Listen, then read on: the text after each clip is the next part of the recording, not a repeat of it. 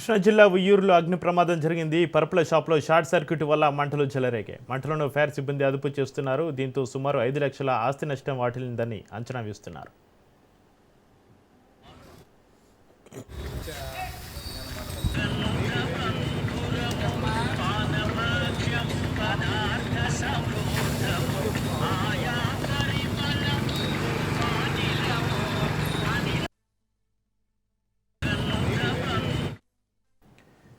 కృష్ణా జిల్లా ఉయ్యూరులో అగ్ని ప్రమాదం జరిగింది. పరుపుల షాప్లో షార్ట్ సర్క్యూట్ వల్ల మంటలు చెలరేగాయి. మంటలను ఫైర్ సిబ్బంది అదుపు చేస్తున్నారు. దీంతో సుమారు 5 లక్షల ఆస్తి నష్టం వాటిల్లిందని అంచనా వేస్తున్నారు.